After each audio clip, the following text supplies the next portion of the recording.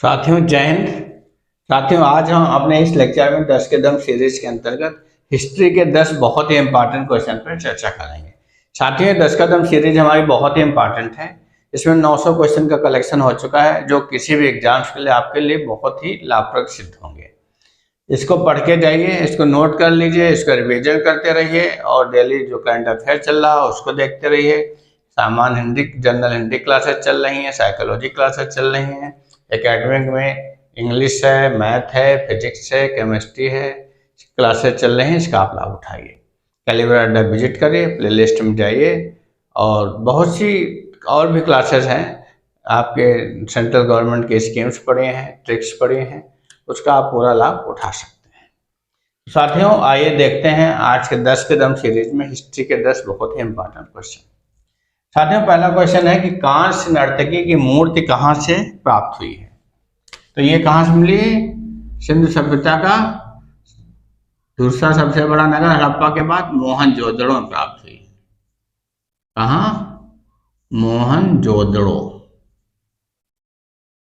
मोहनजोदड़ो में प्राप्त हुई है। ये वास्तव में क्या है? ये ऐसी मूर्ति है जिसपे वस्त्र विहीन मूर्ति, इस पे कोई भी वस्त्र नहीं थे। वस्त्र विहीन मूर्ति, वस्त्र विहीन, लेकिन एक हाथ में पूरी ऊपर तक, एक हाथ में पूरी भरी ऊपर तक चूड़ियां, एक हाथ में ऊपर तक चूड़ियां, एक हाथ में ऊपर तक चूड़ियां वाली है वस्त्र विहीन मूर्ति कांस्य की। कहां से? मोहनजोदड़ो से प्राप्त हुई थी। अगला क्वेश्चन है कि जब्ती प्रणाली किसने शुरू की? तो इसका श्रेय जाता है 1571-72 में टोडरमल ने शुरू की, जो वित्त मंत्री हुआ करते थे किसके? अकबर के। टोडरमल इनको पूरा जाता है जब्ती प्रणाली। जब्ती प्रणाली का मतलब है राजस्व कर व्यवस्था। जब्ती प्रणाली का मतलब है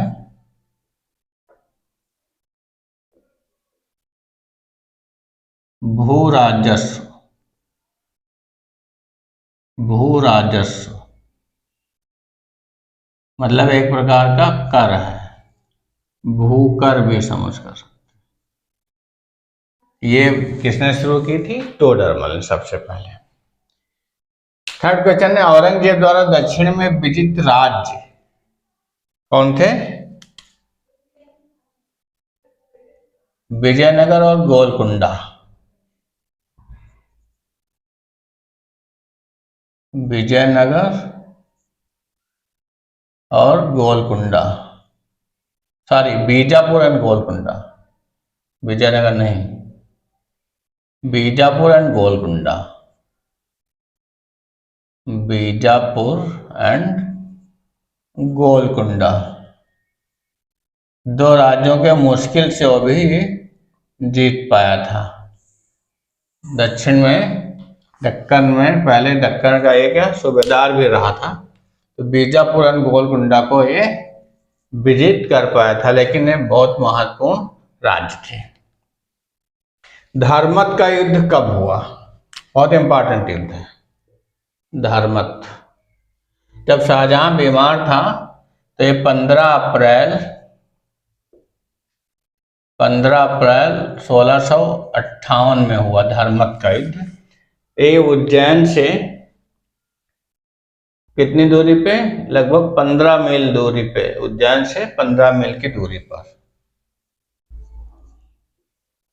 धर्मत स्थान पर, उज्जैन से 15 मील दूर धर्मत स्थान पर किसके बीच हुआ? एक शाही सेना का नेतृत्व जिसका कौन? दारा शिकोह कर रहा था, और उसके साथ कौन लड़ रहा था? राजा जसवंत सिंह लड़ रहे थे और कासिम अली लड़ रहे थे। तो दारा शिकोह शाही सेना के साथ था, दारा शिकोह प्लस जसवंत सिंह प्लस कासिम अली, और दूसरी तरफ किसके बीच था? औरंगजेब और राजा मुराद, प्लस मुराद, इनके बीच हुआ, जिसमें औरंगजेब और मुराद विजयी हुए।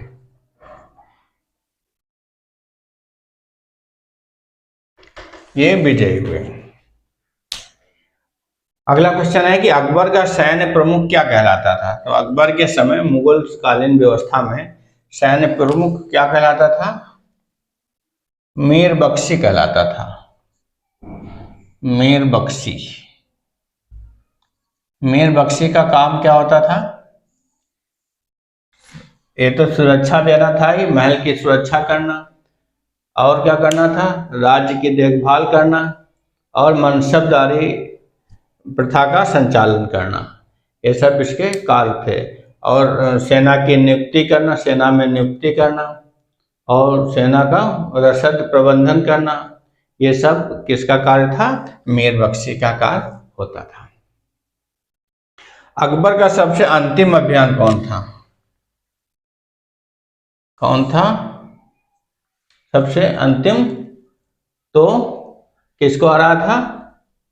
किसको हराया था अंतिम में अकबर ने? वो असीरगढ़ किले को की विजय थी इनकी। असीरगढ़ किले को जीता था, किले की विजय, विजय असीरगढ़ किले की विजय थी। तो खानदेश को हराया था इन्होंने। किसको? खानदेश। मीरन शाह को हराया था, राजा मीरन को हराया था। मीरन, मीरन को हराया था खानदेश को। उनके असीरगढ़ किले को जीता था कब? 1601 ईस्वी में। तो ये अकबर की क्या कहलाती है? असीरगढ़ किले की विजय 1601 में अंतिम अभियान कहलाता है। राजा मीरन को हराया था इन्होंने। मीरन, राजा मीरन को हराया था। एतमद्दौला का मकबरा किसने बनवाया था? तो ये नूरजहां ने बनवाया था।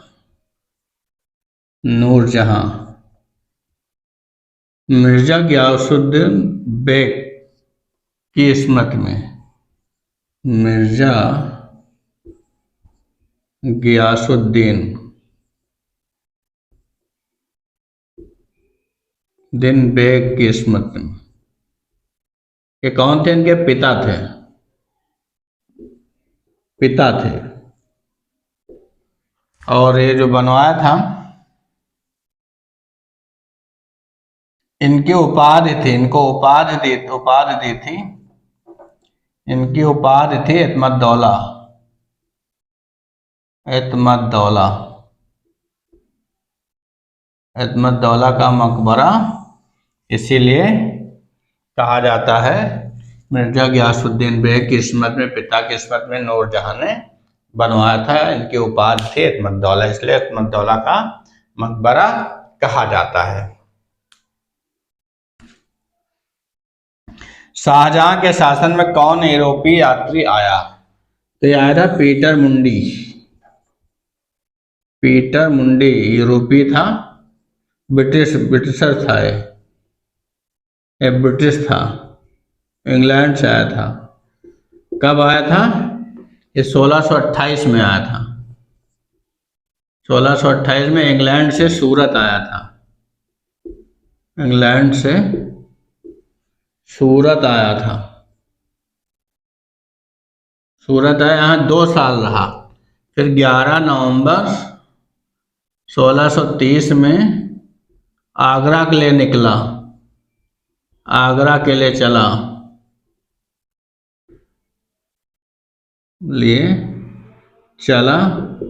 और ये 3 जनवरी 1631 में आगरा पहुंचा। यहीं से देश का भ्रमण किया और मुगल कालीन व्यवस्था के बारे में, और उसने 1628 से 1623 में जो अकाल पड़ा था उसका भी विस्तृत वर्णन किया। शेर शाह के सिक्के का नाम क्या था? तो सिक्का चलाया था उसे रुपया, क्या नाम था? रुपया था, रुपया था। सिक्का कौन था? शेर शाह का सिक्का रुपया।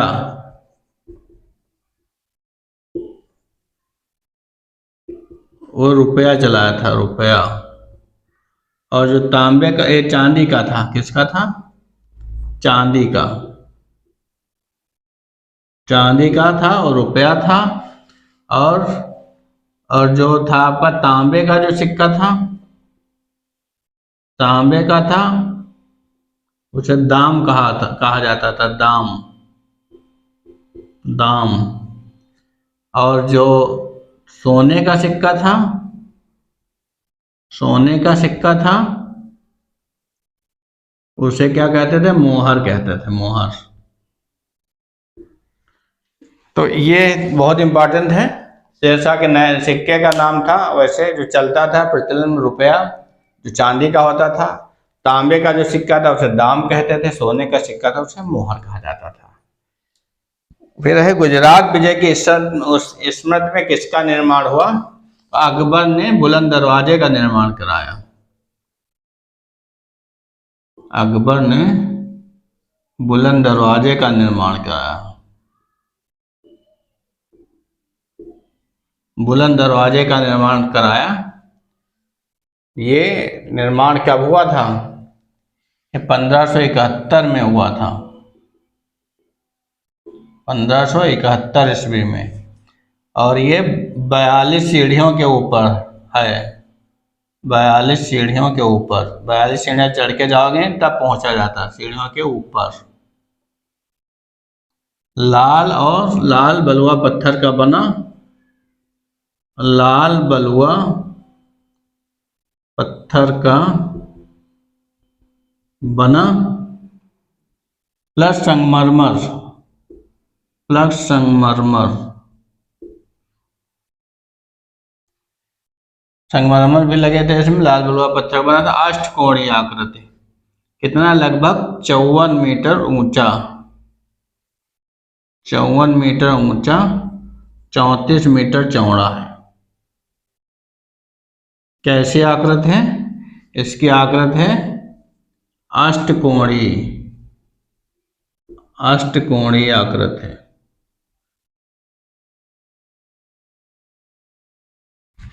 तो ये बनवाया था अकबर ने बुलंद दरवाजा, किसके स्मृति में?